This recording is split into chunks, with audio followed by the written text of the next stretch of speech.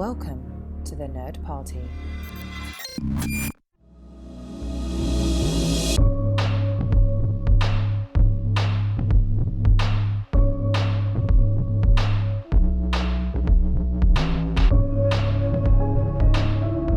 Welcome back to The Wing of Bond, our latest exploratory series here on the Houselights podcast, coming to you on the Nerd Party Network. I am John Mills, and with me are two esteemed 00 agents. We have the esteemed 008 and 000,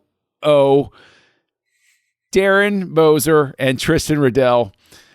And because Tristan is the founder of the Nerd Party, that's why he's 000. He is the first integer in the entire thing. So like there you rationale. go. See, there you go. That works. We call for him me. ooh. He doesn't like it. Ooh. Tristan walks into the room and everybody goes, ooh. Ooh. Yeah, So I pretend not to like it. Exactly. Well, you got to be calm, cool, and collected, just like Timothy Dalton. And if I just take 008 and turn that 8 sideways, and then it's ooh again. It never ends. So we are here in the Wing of Bond. We are here jumping in, taking a look at the first film from Timothy Dalton.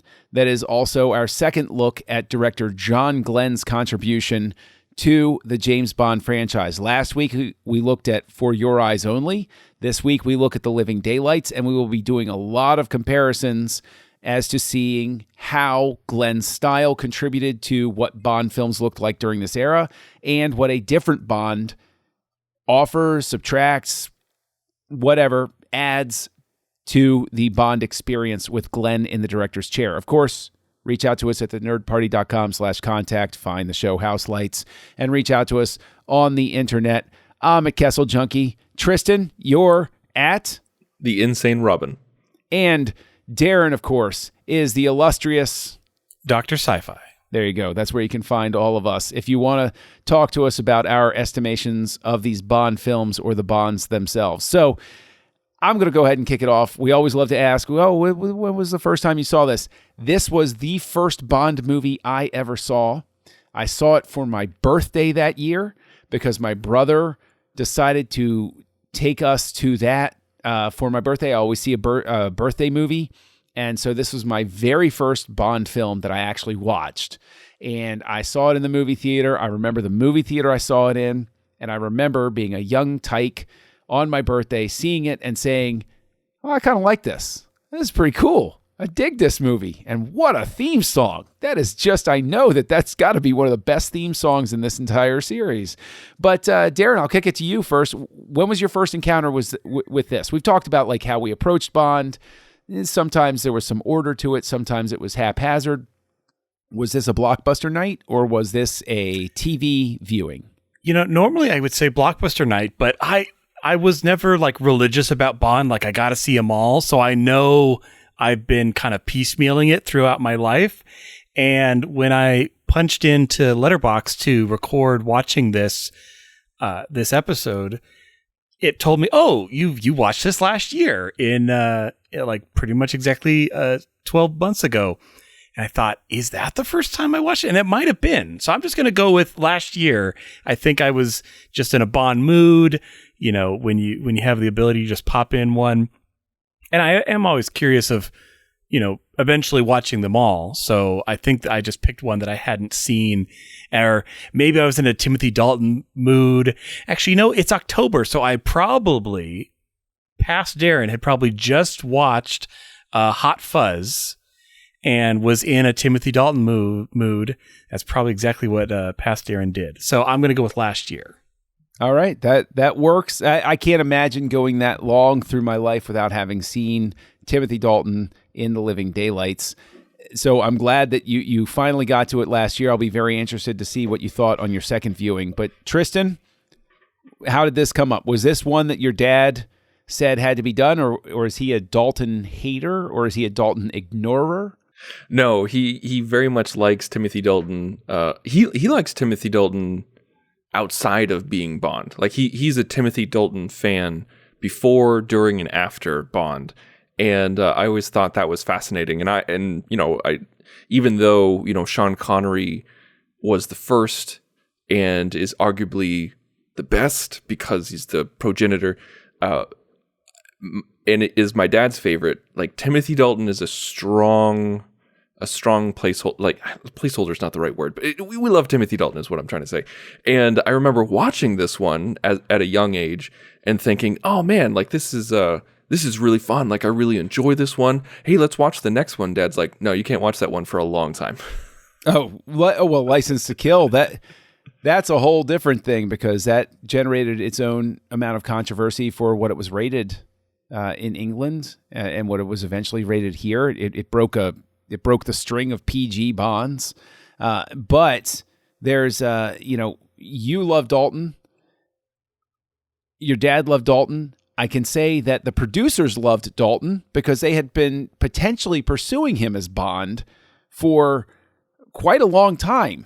The urban legend is that he was approached for On Her Majesty's Secret Service, but if you line up some comments that Dalton made in interviews and some other records, he was most likely approached for something either Live and Let Die or one of the Moore ones after that, because Dalton's name kept coming up because Moore, as we discussed in the previous show, was sort of extended on a per film basis. They were always kind of looking to replace Moore, but the momentum was there that kept him in place. Dalton's name was always on the short list. And eventually he gets his shot. And here it is. It's The Living Daylights. And this is Glen coming back. We looked at For Your Eyes Only last week. Darren, your first initial reaction, let's just go with the opening scene. What do you think Timothy Dalton's presence, do you see an immediate difference as to what it allowed Glen to do or get away with in terms of this opening sequence? Do you think that it impacted how Glen could have approached this opening sequence since he has Dalton instead of Moore this time?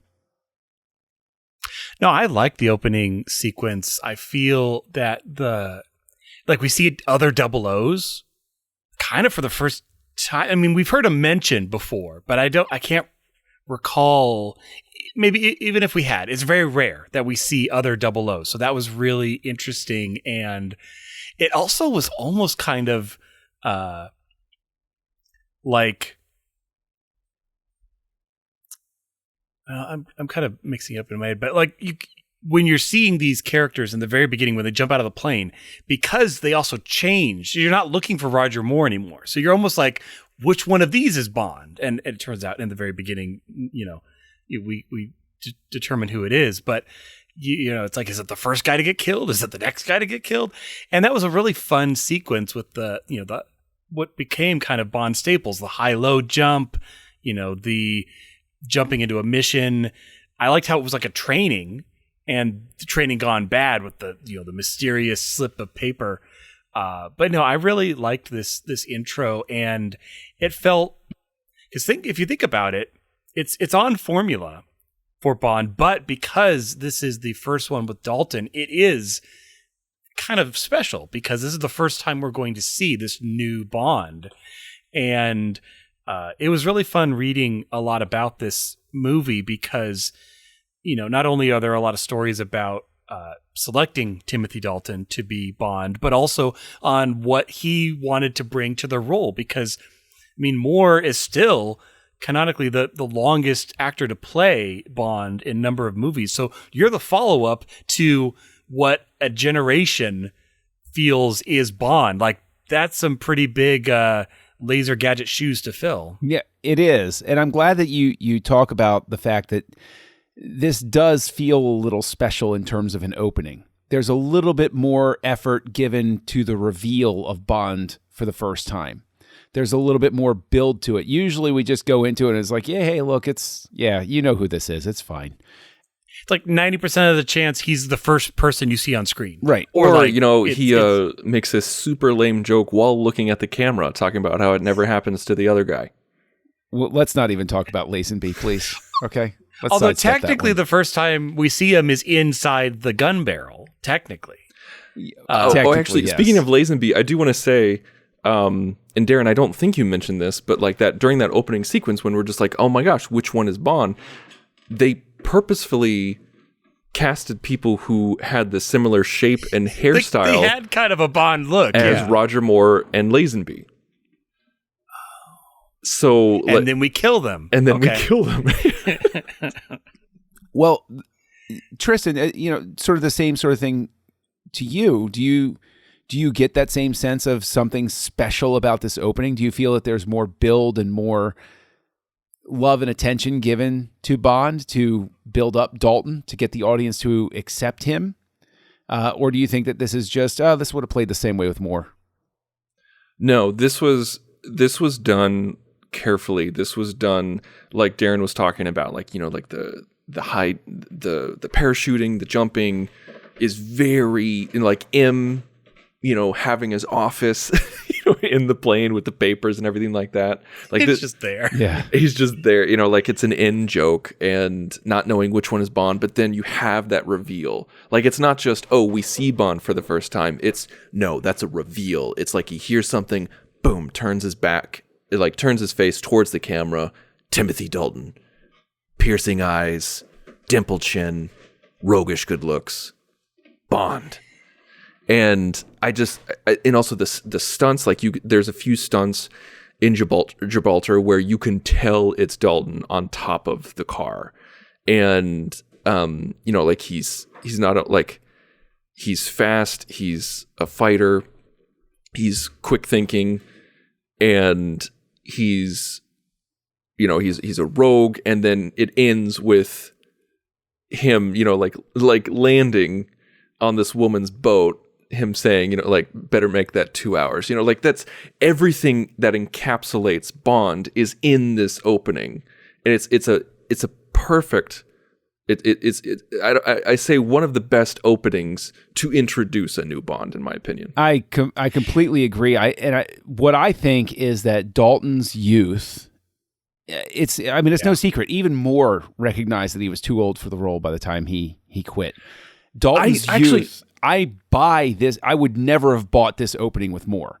0%. This opens with Moore. It would have been really far away shots, and we know it's a stunt. There's but there's not even that. I see him as getting down there and like lobbing something over the edge or something. Like I don't see him getting this physical because the audience is not going to buy it by this point. I want to interrupt because apparently this is the first that I heard this in preparation for tonight's podcast.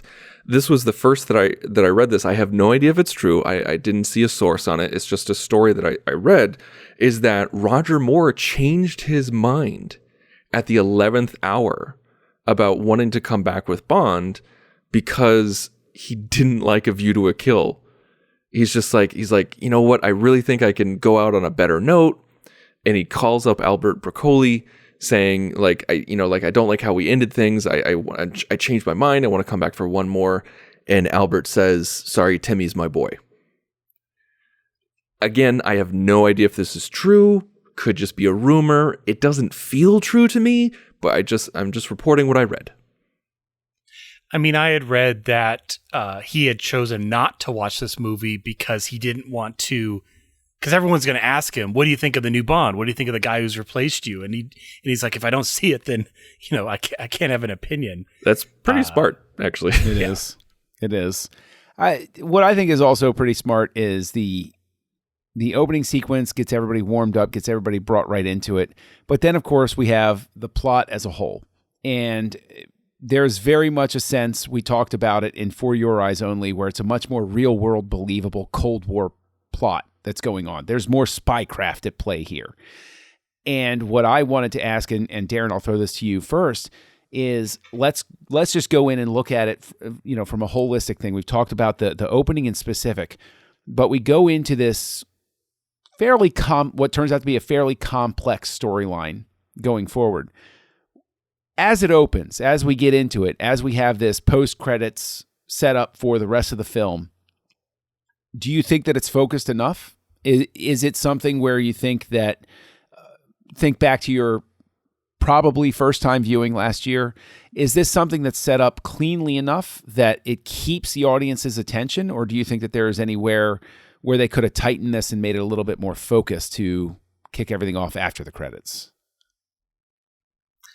No, I think it focuses very well. I mean, we've talked about other movies where it feels like so much is going on and there's so many characters. There are a lot of locations and a lot of characters in this movie, but each, I don't know if it's just they're more memorable. Like the whole, Milkman taking on, I say Milkman and you all know the scene I'm talking about. That whole set piece. And, and we talk about skiing, like car skiing, like we all know, talk about that. But yeah, no, I feel this movie does a great job with its set pieces and the story throughout. And I think it's really clever starting off with Bond's kind of framed, which is something new. And, he's going to kind of clear his name a bit. And there's some people in the industry that are not quite on his side and like what's going on and how are things playing out. And so I really like this story. I think, and it's a new chapter. It's a new day. It's a new Bond. So, no, I feel that. And it's also, we've all played this video game level where you got to protect someone and carry them through with you. And it's a totally different type of level than I can run and gun and I can jump and I can, he's talking in the car. He's like, oh, I just got the extras package. And it's like, are you going to not admit you're a spy? Like your car just does this magical things, but we're just pushing it to the limit. But it's a fun story because of that. Tristan, with the first moment, the first post-credit sequence of the defection, do you feel that it keeps that momentum going from the opening? Do you feel that it does enough to keep the audience invested, or do you think that it's a little bit too much of a slowdown? I'm not saying that I'm not giving any opinion either way. I'm asking honestly, does it keep the momentum going post credits? Because there's been an issue with Bond movies through the years where you can have a great opening, this killer opening credit sequence, and you're like, oh, this is going to be so much. Okay, all right, we hit the reset button. What's going on here? Well, I mean, directly with the previous one that we talked about last week was very much a victim of that, where it has a great opening, and you're also kind of like, well, this doesn't really fit. Should this have been the opening? And then we don't see Bond for like what feels like 15 minutes. It was very, very, very weird. With this one, it's like, no, you see Bond in the opening, it's the introduction of the character, and then boom, he's in the next scene, and we get him. It's the opening is a great Bond opening, but in the next scene, in the defection scene, you see him get to do spy stuff. Like, this is what a real spy would be doing. Like, this is the kind of thing that is a much more real world thing. And I love the little touches of Timothy Dalton's Bond and in The Living Daylights. Like when he walks out onto the balcony and he covers up the white of his tux. Mm-hmm. Yes, I love that moment. Something so simple, but yet it's so powerful in its imagery, where he's like, no, he's not just a dude in a tux and calls himself a spy. He's on a mission. This is a thing. Like this is plotted out. This was planned. He knows what he's doing. He is there to protect. He's there to assassinate if need be. And with a ridiculous gun, I'm not quite sure. It was almost distracting. And how cool absurd it looked. It was cool looking, but it was overly produced. It was overly designed. It was kind of like I was so focused on the gun. I was like, does he need this? I don't think he's that far away. Like it was quite odd. But no, I liked all of that. Like I liked that he, it took him like less than 5 minutes to throw that line back in the other dude's face about being on a need to know basis, and like he again is thinking on his feet. Saying he's like, nope, meet me here. This is how we're going to do it. This is how we're going to play it. So to answer your question, yes, absolutely. I think it slows down, but it keeps the momentum going. Like it doesn't halt it. It slows it down, but it keeps your interest. But I can't say that for the rest of the film, because I do think pacing, I love the structure of this movie, but I think pacing definitely has an issue. I think there's a few things where you're just like, this movie doesn't need to be this long. But I love the beats. Fair enough. I hear what you're saying with that. And I think that structure in and of itself can be a victory for a Bond film sometimes, even if the pacing might not be exactly what it needs to be. If at the very least the pacing is going where it needs to, the structure is what I mean to say. If the structure is what it needs to be, I think it's much more forgiving than if it's in the inverse. Definitely. You have less of a mess, as it were. But and I give it a bit of a break just because it's a Bond movie. Bond movies are really complex. This isn't a Lifeboat by Hitchcock where it's one location for the entire, no, we're the most simplistic example.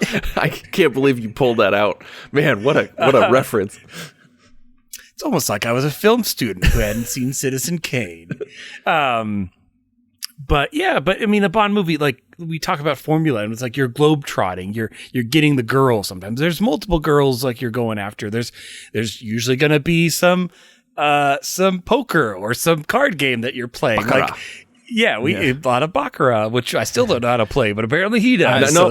James doesn't either. He just bluffs it. That's how good of a spy he is. The thing is, I can't even hear about the card games without thinking of the cut scene from when Homer is a dealer at Mr. Burns' casino in The Simpsons, where it's like, Joker, what? It's a rules card. Have you ever dealt this before? And like he gets carried off the rules card. At least tell me what your plan is. Oh no, I'm not falling for that again. But Darren, you brought up, the Bond girl, and here we have Miriam Dabo as Kara, and she actually auditioned for a role back in A View to a Kill, didn't get it. They brought her back for a different role. She turned it down. She comes back here. We all know that Bond is, to put it lightly, you go totally old school. He's a womanizer, if you want to use polite words for it. And then there's sort of an evolution of Bond through time. With this core relationship, and Darren, you brought up Bond girl, so Tristan, I'll throw this to you. I think the core to this movie is whether you go along with the chemistry between Dalton and Dabo. Do you buy the chemistry of these two actors in these roles with each other?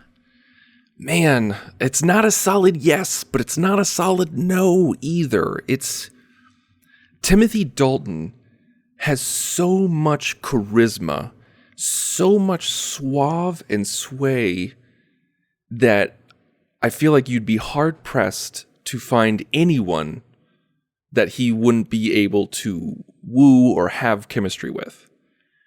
And do I like the character of Kara? Yes. Do I like the actress of Dabo? I don't know. I feel like I don't. You do. I don't know. No, I'll answer for you. You do. You do. You like her very much. There's so many times when I really like what she's doing, but I feel like she goes back and forth between anger and naivete too often. And like, I don't know, like, was it enough of an arc of this woman at the beginning who's totally being, conned by her Russian general boyfriend or colonel, whatever he is. Yeah, I know he's a general. And then to, someone who's, like hiding and playing the violin and then ending up with grabbing an AK-47 on her own saying, there's totally something we can do. We can ride off into the sun. Wah! I don't know. There were certain times when I didn't quite believe what she was saying, what was coming out of her mouth. It just felt, her performance felt uneven to me, but I really like the character, but her performance felt uneven. So I can't give a no, but I'm not going to give a absolutely. Split the difference here, Darren, because I disagree with Tristan, because I do think that she works as the love interest here. I'm not even going to call her a Bond girl. She is an actual love interest for Bond. I consider this a I don't want to say radical departure, but I think that you do see some growth in how they approach the core relationship of Bond and the lead female character in these films with the Living Daylights. I think that you can see it evolve through time, and this isn't a tiny step. I think this is a solid step forward with how they have that relationship structured. So obviously I'm in disagreement with Tristan about whether the chemistry works and whether her character works particularly well. So split the difference here. Are you on Team John, or are you standing over in that shadowy, sad corner? How can I split the difference if you're giving me polar options? Well, it made me think. So, again, reading on this movie, Dalton was talking a lot about how he was approaching Bond, and again, like wanting to make his own mark, not trying to be Roger Moore.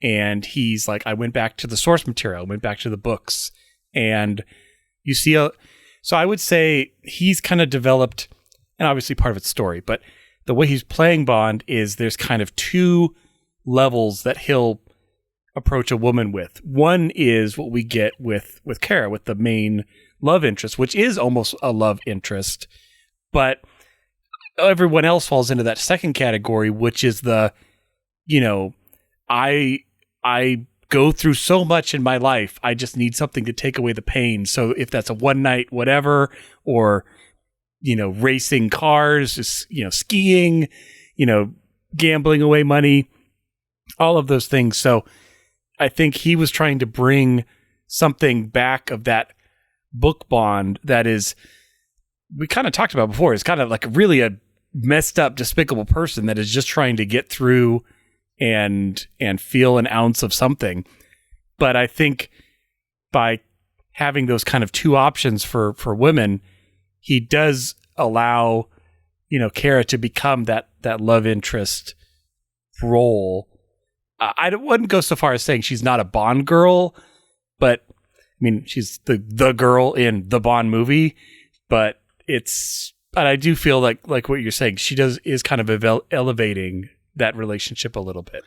Well, see, when I say Bond girl, in my brain, I think, for lack of a better term, like femme fatale. There's no real emotional attachment with Bond and the Bond girl a whole lot. It's more that, and especially in Moore's Studio 54 era sort of stuff, it's like, hey, baby, let's just have a good time. Whereas it does, in fact, feel like this Bond gets emotionally invested with Kara. He initially starts the relationship under false pretenses. I mean, at that sense, it's almost like a rom-com. He's like, I'm using her to get what I need to know, but then there's an actual emotional attachment that develops. It's like the almost taming of the against his shrew. will. Yeah, well, but be that as it may, we can differ on those sorts of things. We talked about the set pieces briefly before this moment, but in terms of those set pieces, first and foremost, once again, we return to snow, which we can't seem to escape with John Glen's Bond. It's really a recurring thing, but we have these set pieces set up here, and they are shot to varying degrees of, I'll put it this way, intimacy with the audience, where there's still a lot of rear projection in the beginning, yeah. But there seems to be an effort to have more real moments, stunt like work. Ease up off of that, yes, and lean into the stunt work. And so, Darren, do you feel that they're successful in that regard? Do you think that there is an elevation to these set pieces? Like, do you see a difference between A View to a Kill or Octopussy or For Your Eyes Only? Do you feel that these are bigger, better set pieces than we've gotten up to this point? Yeah, I'd say so for the big ones. I mean, obviously not every moment is a giant spectacle, but talking about the skiing, once he started, because it's not really skiing, it's drive skiing, like it's all on the car. Mm-hmm. And there's that moment when he hits the button and the studded spikes come out of the tire, so that's what it made me think of, like, why does that feel so good and Bond gadgety, and we get almost the exact same thing in like Die Another Day, but that feels so really I don't know why. Maybe it's because he like backs the car up like in an impossible angle that defies gravity and Die Another Day. But you know what? I'll say this, and this is where I'll give Glenn credit, is that he builds through the moments adequately. I think that as he does these reveals, as the car reveals more and more special gadgetry, even though it's a get out of jail free card because they've put them somewhere and they're sitting in a room and they're like, okay, how do they get out of this one? Right. Spikes in the tires and outrigger. Okay, cool. That works. But it's not this showy over the top thing. Like, and what I mean by that is the gadgetry is just enough to get Bond out of the specific situation. It's not, he can't kill everybody with it. It's something that enables him to survive to the next beat. That's what I would say. Like the key finder, thing like that. Mm-hmm. And that's kind of a true Bond gadget of it does exactly what it needs to do in this movie. Like it's almost too specific. Like, oh, well, fortunately it will knock people out and blow up like a safe door. And no more and no less. And it's like, well, fortunately, I'll have a moment where I'll need to knock someone out and then later, blow something up. So we get it. And I'd rather that happen than, here's 50 gadgets and we don't see 90% of them being used. That doesn't feel like a Bond. I feel like there could have been a happy medium, though, because Q gave him one thing. That's it. Just one thing. That felt like... True. And the car. That doesn't count. Yes, it does. No, it doesn't. The car counts. He always gets a car. It does. That's a given. No, that doesn't count. Oh, so wait a minute. So you're saying Q is like Oprah? Bond walks in. You get a car. You get a car. Pretty much. Okay. Yeah. Fair enough. I would say yes. Fair enough. No, but that's the thing is that, like, give me like three. Give me three things. Because when you just give one thing, you're just like, okay, well, that's the gadget to look out for. But if you have three things, you kind of forget what he has. It's kind of like in GoldenEye, where you have the pin, you have the belt, and the watch. Laser. Yeah. And so he uses those, all three of them, but you're not waiting for it to happen. With the key thing, you're just like, no, you're absolutely waiting for that to happen because it's the one gadget that was displayed. Yeah, but a compact multi-tool, again, maybe it's an overcorrection, but that's really much more of a real-world spy sort of thing. We have to give you as much as possible in the tiniest package possible so that nobody's going to pay any attention to it. And it's just keys in your pocket. But look, it can pick 90% of the locks in the world. It has a small shaped charge in it for an emergency situation. And you have some knockout gas. Like, that is, I consider that extremely believable. The 80% or 90% of locks, it's just such a throwaway line that we're just like, whatever. We just accept it. But if you think about it, you're like, wait, so you made a key that can open like 90% of all the locks. Like, it sounds so far-fetched if you actually think about it for like 2 seconds. But you're like, Q Branch could do it, I'm sure. Now, speaking of Q Branch, I really liked this layout of the Q Branch. Like, I really enjoyed their Batcave. And it just really worked for me. I don't know why. It felt very 80s without being overly 80s, Yeah, I think I'll go ahead and say it works for me very well too, and I think it's because it feels like an actual testing area. Right. It feels like something that would exist because of the way they laid it out, and because other times it feels like we're in a commissary and we happen to be testing explosives over there. Hope you're not close. This feels like it was built to do this. All the way down to just the way they have the dummies stood up, where they have the couch and the where they have the computers hooked up to measure like all of the different stuff, and it does feel a little bit Muppets. And what I mean by that is it is a little bit silly, like you said, Darren. Like, if you think about it for 20 seconds, you're like, this is a little bit silly. But at the same time, I love a table of scientists behind a couch that eats people. And it's, and they're sitting there like measuring the reaction of the guy that goes in the couch. And it's like, well, obviously the reaction of the guy that goes in the couch is, I hope to God this doesn't crush me. And it's, it's one of those things. What I find interesting about this specific Q Branch scene is one of the references that I encountered with, I forget who it was through the years or whatever, but one of the things I had to slow down and explain at one point to somebody was they were not being insensitive in calling the boombox rocket launcher a ghetto blaster, because that is what they were actually called in the 1980s. So it wasn't them being insensitive. It was them actually using a slang term that existed at the time. And I remember seeing it at the time, and it gets a giggle from the audience because everybody knew what that was. And oh, look, in this context, it means it actually blows things up. You're like, that's cute. I get it. So, I mean, they could have also used boombox, arguably. Did they have to use an obese model to destroy for the Americans? Again, this is a more real-world Bond. But speaking of Q Branch, we wind up meeting the new Moneypenny. And chemistry between Bond and Moneypenny is a hallmark of the Bond series. Now, Tristan, you hate Miriam Dabo.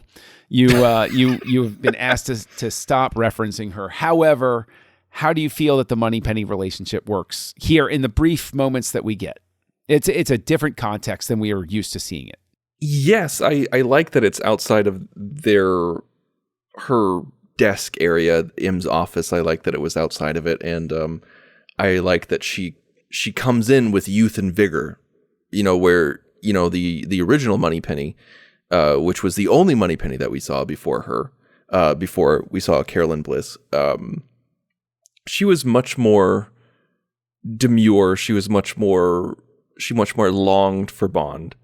But with Bliss, you felt much more of, what's the word I'm looking for? Like a much forthright attraction, where it's not so much like, oh, if only you would come from me, like you would be attracted to me, like, oh, one of these days, but no, with Bliss, it's just like, hey, like I am eager and ready when you are, like it's, you kind of get that.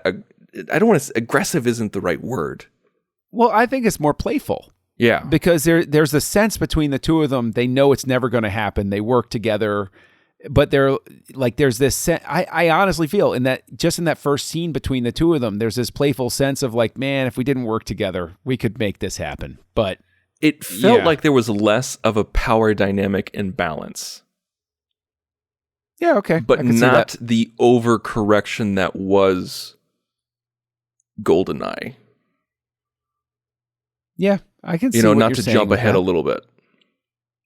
I can see what you're saying with that. What about you, Darren? Do you think that this Moneypenny works with this Bond?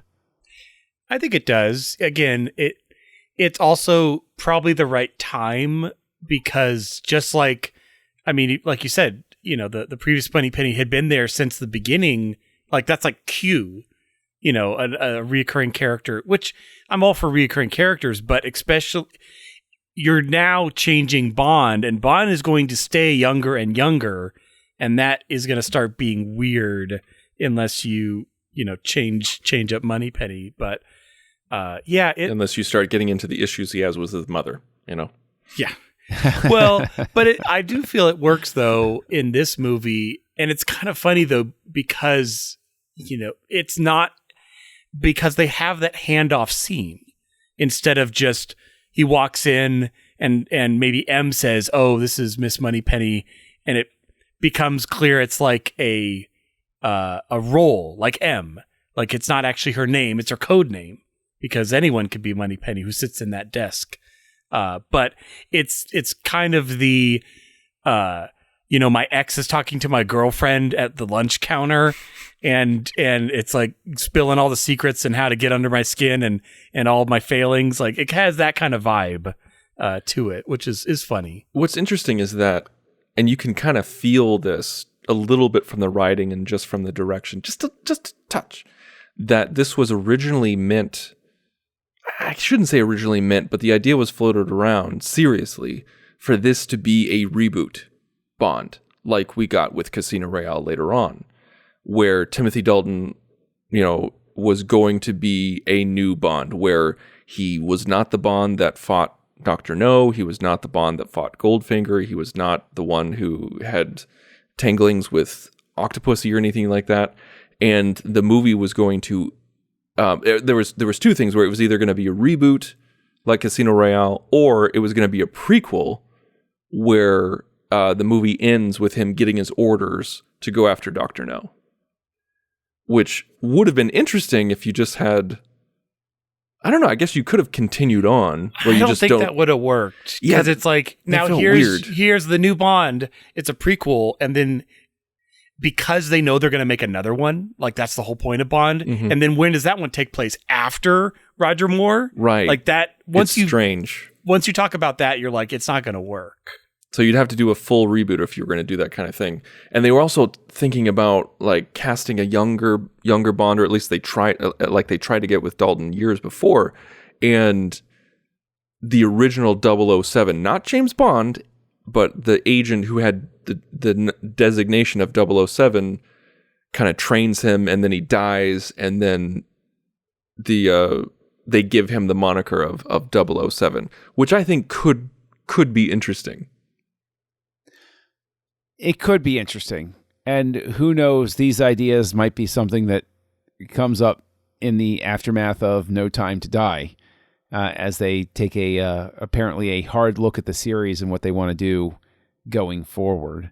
But all of that is very interesting, because I think that seeing Dalton in this role with the Living Daylights and knowing they had been pursuing him coyly, I guess you could say, since the 1970s, I cannot help but go ahead and look at it from this perspective of what would things have looked like if Timothy Dalton had been in those Roger Moore movies.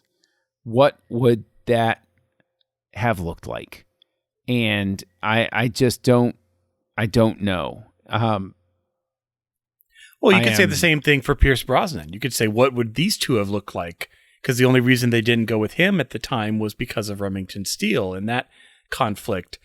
And so, same thing. I mean, he was straight up cast for this role. Like, Diabo. That's right. Like, she screen tested with Pierce Brosnan. Like, they were going to be the pair for this movie. But then at the 11th hour, NBC was like, nope, we're doing a 5th season of Remington Steele. And then they only did 6 episodes and then canceled it anyway. So they basically robbed him of this movie. But then we got Timothy Dalton. So yeah, it's like that's how much they wanted Timothy Dalton and Pierce Brosnan. They kept going back and forth, back and forth. And we got both, just at different times. Yeah. So it all worked out. I'm happy with how it worked out. Well, speaking of returning actors and actresses and recast actors and actresses, we have another returning character in Felix Leiter. And this is John Terry stepping into the role here in The Living Daylights. Previously, we had Jack Lord. Then we had Sek Linder. Then we had Rick Van Nutter. Then we had Norman Burton. Then we had David Hedison in 1973. And then we have John Terry coming in 1987. So it's not the largest role in the world, but we have a returning character, somebody who establishes continuity. He knows Bond from the past, so it leans into the whole thing that this is the same character. This isn't, like we're talking about, this isn't a guy who just uses the moniker and that sort of thing. Does this Felix Leiter work? Felix Leiter doesn't work or not work. He just is. Yeah. It's just a name. It's just a name. Unknown CIA agent 2. Just make it Felix. It could always be Felix. It doesn't matter. There's been so many actors that have held that it just doesn't matter. Like, he has no characteristics other than American CIA who knows Bond. That's it. Like, at this point, if you had a CIA agent who wasn't Felix, it'd be weird. It'd be like, wait, who are you? Like, where's Felix? Like, the only time we got some real continuity is with Daniel Craig's Felix Leiter, with Jeffrey Wright, and who killed it. And I loved seeing him as Felix. And whenever I see Felix pop up, I always hear Sean Connery. I can't remember which one it was, but he says it's like so loud. It's just like, Felix! Like that. Yeah. Well, and talking about, I know this isn't reoccurring, it's like foreshadowing almost, but you have Joe Don Baker as Brad Whitaker, who I can only see in his Pierce Brosnan era role, helping him do the high-low jump. He's like, Jimbo! And I'm just like, that is who he is to me in my head. He'll never be this arms dealer who, I don't know who this guy is. He'll be more like J.W. Pepper, the next generation. I get it. I understand. Joe Don Baker slides into that pretty well. But let's go ahead and talk about him. He's one of the prime movers. He's one of the movers and shakers behind this plot that leans into what so many Hollywood movies love to lean into, which was cheering on the war in Afghanistan back when it was the Russians fighting the Afghans instead of us or anybody else. So he is a prime mover behind the scenes. Tristan, does he work as a villain? No. Do you feel no? You think he doesn't work? No, he's too cartoony, and not in a good way. Like not in an evil villain kind of way. That's like stroking his cat or like going, like that this guy's a fool from the get go. Like he has money, and that's all that makes him formidable. And like you can tell that he has a costume on. It's not a real military outfit. Like he's playing war. He's playing pretend. He's a, cost patriot. And it just didn't work for me. Like he was probably my least favorite thing of the movie. I don't think he was needed. I feel like you could excise his character and not really lose anything. Like just kind of tie up the Koskov connections a little bit. Like make him kind of work a little bit more on the side where it's just like, oh, well, through my connections, I got this and this. And then that's all we really need. Am I wrong in this? Like, Darren, what do you think? Yeah, I mean, like I already said, I cannot see him as his GoldenEye role, which is, and so I'll kind of agree with what you're saying. He works better in a Bond movie as an ally of Bond rather than as a villain of Bond. He just doesn't have the face for it. I don't buy him as this. It's almost like he stumbled into the war profiteering game. Like I can't, it's hard for me to buy the evilness they're trying to sell. But see, this is where I will come back at you guys in that this again is, I don't want to say real world, but a lot of these people do stumble into it. And a lot of these people, the only thing that they have on their side is money. And the only thing that they have on their side is being tied to the drug trade. And I think it is fine because he's obviously the weakest link in the chain. And that's why it makes sense that things fall apart. Like, he's not a super diabolical villain. He's a guy who has access to too much power and doesn't know what to do with it. And so he's, in a very large sense, it's really Koskov who's the mastermind, but he's too much of a ninny to own up to it. And so he's got this guy as his front. And so I agree that it can get a little bit messy. I agree that the ending has pacing issues, to your point, Tristan, because you have to go back and tie that up. And so there are certain things that need to be tightened up. And you're never in any doubt that Bond is going to handle this guy. There's no sense of threat or dread with him. You know that when Bond needs to take care of him, he will take care of him. But at the same time, I think his ending is a useful coda. And I think that there is a very interesting aspect to the ending in that the way that the film approaches the idea of how the drug trade, the arms trade, and military opportunism as an industry are all tied together, I think that makes the character pay off. But, that's just me. But before we, start wrapping things up, because we are rounding third, as we love to say, I have to ask, are we rounding third? We sure are. I feel like the clock, maybe not on the story. Clock. Oh my goodness, yeah. Like I want to talk about John Glen more. Well, I want to talk about John Glen. Davis. I want to talk about John Glen, but I also want to talk about the opening song and the score. I need to know, because we love to talk about it. Do we have a winning opening song? And does John Barry redeem some of his sketchier choices earlier in the series with what he does for the score overall for The Living Daylights? Darren, I'll go to you first. No, it's an okay song. That's wrong. Maybe I'm just waiting for it. It feels like it honestly feels like a production company went back into like a dark warehouse and filmed like the last 20 Bond intros, or not 20, but like the last 10 Bond intros, and used the same, spinny girl and like laser effect. I'm talking about the song. I don't care about Maurice Binder's work. I don't watch the here. intro for the song, John. I'm asking. The Bond songs are very key. Okay, and there's a definite spectrum, and the bottom of the list will always be Madonna's "Die Another Day" because that's atrociously bad. But where does The Living Daylights sit in the top 5 for you as a song? I like Madonna. Top 5? No, you don't.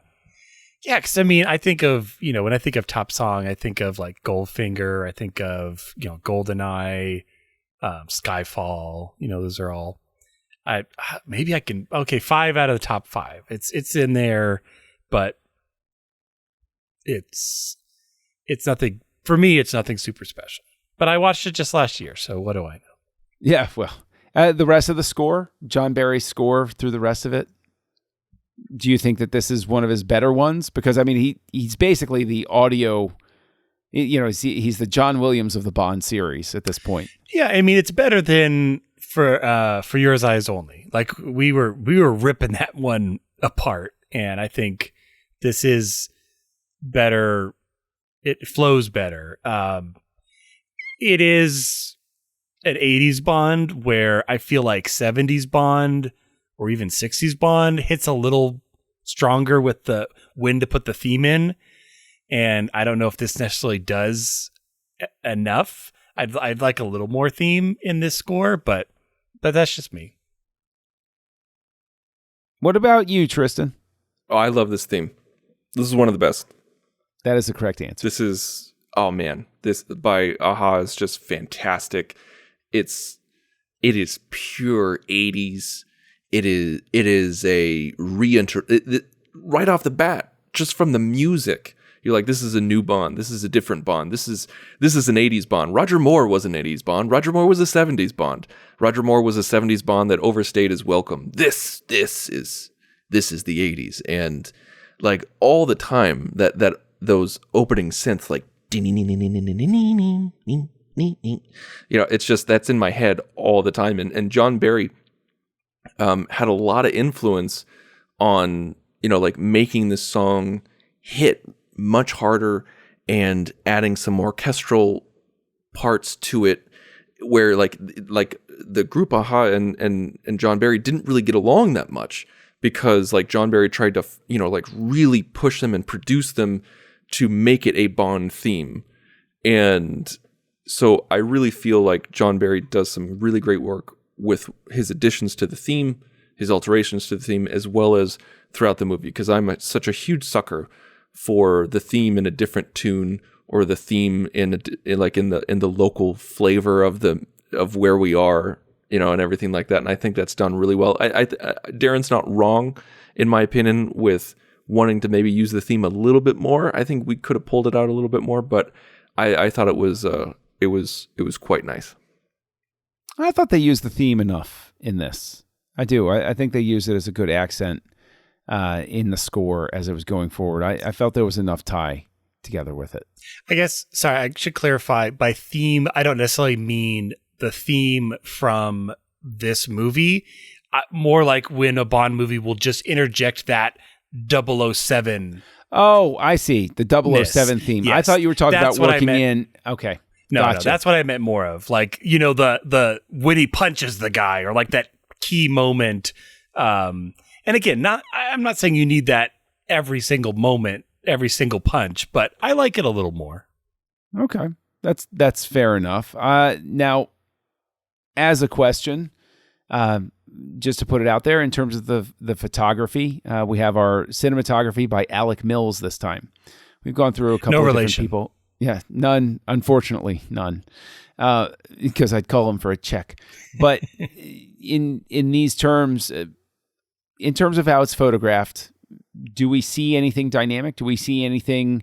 Do the colors pop a little more? Or is the framing a little bit better than we've seen in some previous John Glen entries? Do you think that he benefits from working with Alec Mills on this one? Tristan, I'll toss it to you first. Absolutely. I think you can see a real difference from the previous John Glen films that he's done, because, you know, like, Glen is 80s Bond by definition, with what he brings to the table and what he brought to the table with Moore. And they needed a new flavor. They needed a new voice. They needed a new individual to bring something different to the table. And I really liked the shot selection. However, there was a few times when the absence of a shot really made itself apparent, where there was some of the special effects, like some of the stunt work, where, like, when the when the car in Gibraltar, when the car was going into the sea, and it took a solid 15 seconds to enter the sea. There was a few shots missing there, where it kind of the geography of what was going on was really weird. You're like, oh, where are we? Where's the camera? Where are they? What are they jumping over? It felt kind of odd. You could tell that they were trying to extend the time. That could be much more of an editing thing. And I think I am blaming the editor on that one, but I don't know if there was a lack of coverage or if that was the stunt coordinator that didn't help out. I don't know. You know, it takes a village to screw up. But with there was another moment where Bond decides to help the Mujahideen, and he's like he takes the plane around back and blows up the bridge.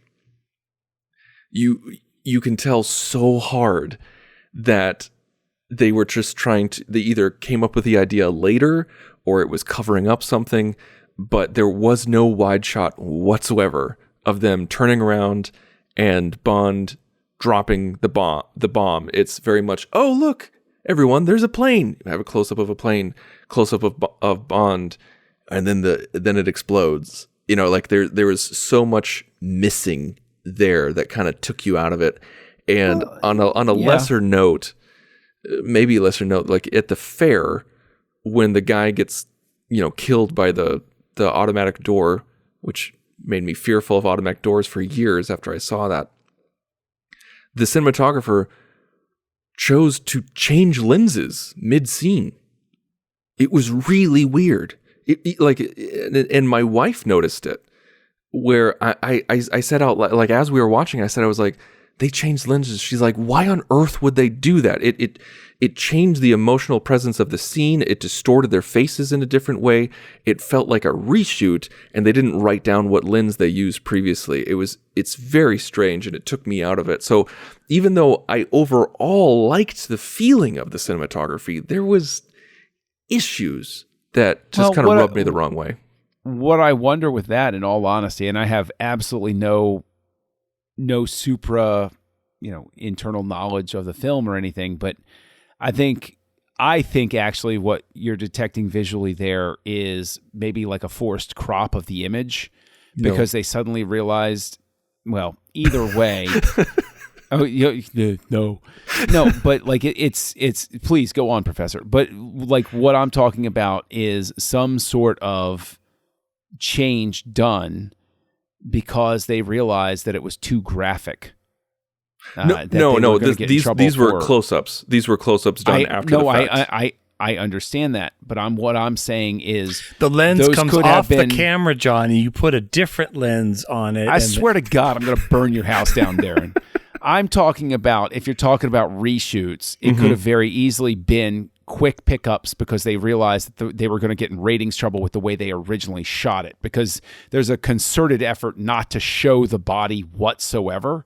So it's entirely possible that they saw the dailies and they could have glass all over it and been really graphic. I mean, sure, but that doesn't excuse like changing, like if you have to do reshoots I'm not trying for whatever to excuse reason, anything. I'm just postulating that might have been that there it were could have been a second reshoots, unit but I came don't know if back there and were. reshot and they forgot the wrong lens, or who knows. Darren, that's if it was a reshoot, that honestly that could be a second unit mistake, because that kind of crap does happen with second unit photography. Right. Which that's all I I'm have. saying Two that first reshoot units. would have happened. That reshoot problem. would have happened because they were trying to, fix the problem of they realized they were like, oh crap, we need some different shots because we're going to get in trouble for these things. That could because be. Again, the next Bond movie is the PG-13 one that a lot of people had a problem with how graphic it became. Whereas this one feels like it's just about towing that line, and they make a very conscious decision at certain moments not to go that graphic with everything. Before we finish, I do want to give John Glen credit, because I know I've been bashing on some of the technical stuff. I do want to give credit to John Glen for the snow sequences, because I truly believe that they're just a fantastic balance of action, gadgetry, humor, and just overall Bondisms. Like that scene is just pure Bond, and the way that it ends, like, I mean, they're on the cello case. I mean, like, it's just so hilarious that where like they have this big long setup about her not wanting to forget her cello, and the cello itself becomes a plot point, which is it was just so great. And then they utilize it to get away. They're sliding down on it, but it's not stupid. Like, it's campy, but it's not stupid. And when they say to wave the passport, and he's like, "We have nothing to declare except a cello." Like, that is adorable. Well, in a great way. And the fact that cello echoes, because they're in the mountains, except a cello. But and also earlier in that exact scene, Bond says, "I sure am glad that I asked you to bring the cello." Like he's in his Bond way acknowledging, boy, sure is a good thing we had this. So I think that's a very positive. And that was the sort of thing for Bond to do. That was Glen's idea for them writing the cello case down. Like, that was his brainchild. He was just like, no, this is how they should get out of the mess. And no one believed him that it would work. All the Broccolis and all the producers were like, nope, this isn't going to work. And he's like, nope, we'll build it. It'll look cool. Watch. And he was right. If I recall at the time, there was at least one reviewer who felt that it was derivative of Willow, that it was too similar to Willow, or Willow was too derivative of this or something, because there's a moment where they go down the shield. It might be that Willow. Yeah, it might be, because I think Willow came out the next year, and I think they go down on the shield, and I think what it is I have it inverted, because the Eber-Sisk then pointed at Willow and said, "Oh, you just stole that from the Living Daylights." I mean, sledding has been around for hundreds of years, so it's not too much to. I love come both. Up with the same I love conclusion. Willow and I love the Living Daylights, and I never really connected the two. I'm not saying that I agree with the Eber-Sisk. I'm just saying the Eber-Sisk said that. But then you have True Lies, where he himself becomes the sled as he's sliding down on his back, shooting reverse, and I think that's amazing. Yeah, well, True Lies has its charms. That's for sure. So, okay. So what have I forgotten to ask you guys questions about? What is it that's burning in your heart, Darren, that you want to address about the Living Daylights before we give our final ratings? I love John Rhys Davis in this. I think he's we were batting down some of the other villains, but I think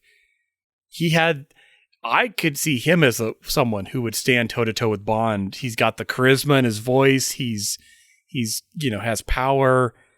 I love just every scene with him and just the way it goes with the plot, where he's like, "Then I'll have to die," and it's just so tongue in cheek, but it's funny. And then we get the great, fake shot. Something I realized with this, with him being shot and faking his death, and we've all very openly talked about how big a Bond fan Christopher Nolan is. I looked at that scene and I suddenly thought to myself, this is where he got the idea for The Dark Knight, isn't it?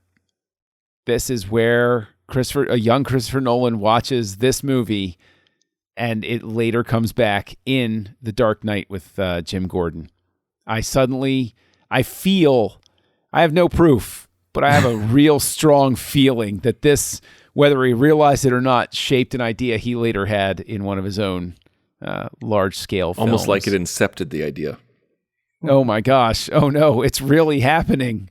But, Tristan, what have we forgotten to talk about besides lenses that irked you or pleased you about The Living Daylights? Exploding milk is hilarious. And I don't care if it was spoofed in another film. It's great. I love it. Okay. Exploding milk. I like it. I like the note about exploding milk. I think that we've had a very healthy discussion so far. And I think that also people are waiting on the edge of their seats to know what everybody gives as their final ratings for John Glen directing Timothy Dalton in The Living Daylights. Darren, you first. What do you rate this on a scale of 1 to 5 Stradivarius cellos? That's a lot of cellos. It is a lot of cellos. This one was interesting, again, watching it twice within a year and then trying to look at, I kind of defended my 2 for Yours Eyes Only of just looking at it as its own within kind of Bond and not so much in the comparing each one. But, I went a little easier on The Living Daylights because I think you're changing Bonds, and anytime you change Bonds, that's a whole new ball game. Like you're working hard to set that standard, reset that bar.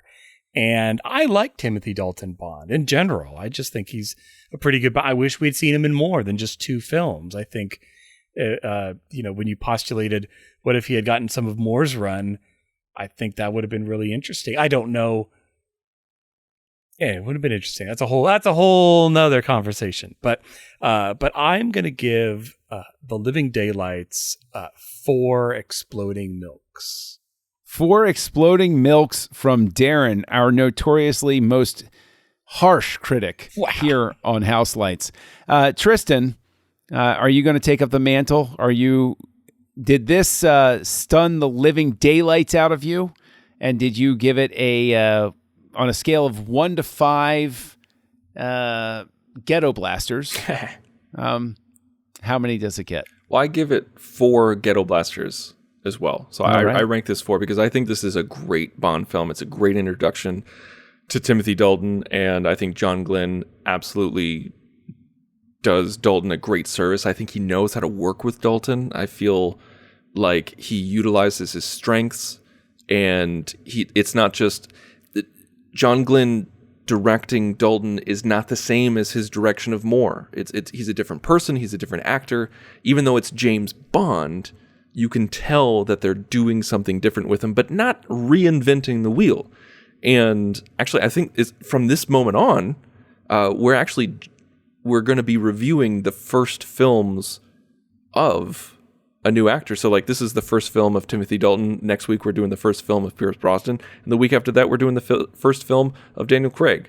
It's going to be a nice kind of cross section of how these introductions work with different and the same directors. And so I feel like I want to give John Glen a lot of credit for what he did to define Bond of the 80s, good and bad. There was a style to it. There was a reasoning. There was a rationale. And I really like what he did here with the direction, the music, most of the cinematography, most of the editing.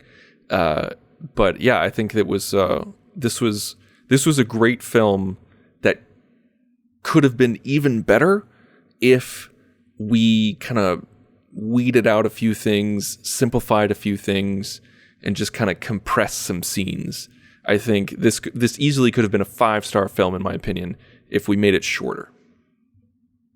I agree with you that this could have been 5 stars if it had been a little bit tighter. I absolutely agree with you. I also openly say that there is undoubtedly some aspect of emotional attachment with this film that people will immediately throw at me and say, "Oh, well, that's clouding your judgment or what have you," and I would call them wrong, because as I watch this, I watch it with the eye of, I remember being that kid sitting in the movie theater. I didn't want to go see a James Bond movie. I wasn't a James Bond fan. My brother was like, "Well, we're going to go see a James Bond." I was like, what the hell is James? What do I care about James Bond? Isn't there something else out? And my brother was like, no, we'll just go see it. It's just your birthday movie. It's fine. And I saw it. And I can honestly say that I have tried to look at it from a much harsher perspective to say, okay, let's take all that stuff out. I honestly give this a 4.5, because while there are things that can be tightened up, there are things that I think were missteps along the way. I think that overall, Timothy Dalton has just so much charisma in this role. I buy the chemistry between the two main characters, and I honestly think that this is the movie Glen had in his head. Not specifically this plot, but this is the Bond movie that Glen has been trying to make the whole time. And I honestly feel like if he had not inherited more, or if more had switched out before this, we get something with this much energy and this much engagement way earlier in the series than this moment. And this is real world spycraft, but still a little bit zany, super charismatic Bond. I think that Dalton responds to what Glen wants to go for. Glen and Dalton have a different dynamic, and I think it pays off because Dalton wants to help reinvent the character. Glen has had this character in mind the whole time, I would argue. And the two line up and they say, okay, let's make a great Bond film. And I think that it's just a great action film outside of that. This doesn't necessarily need to be James Bond. There are plenty of James Bond movies where I look at it and I go, if this wasn't James Bond, I'd be ragging on this a lot harder. But I understand where I am. But this is just a great action film. And I think it's really well put together overall, with taking into account the aforementioned tightening that needs to happen here and there. So that's where I land, 4.5. Sorry to ramble. But next week, we are going to be seeing, as Tristan said, the first Pierce Brosnan film, the film that just reinvigorated the franchise again, the third or the fourth reinvigoration of Bond that's happened in 15 years up to that point. So we are going to be looking at GoldenEye from 1995, directed by Martin Campbell. Join the revolution. Join the Nerd Party.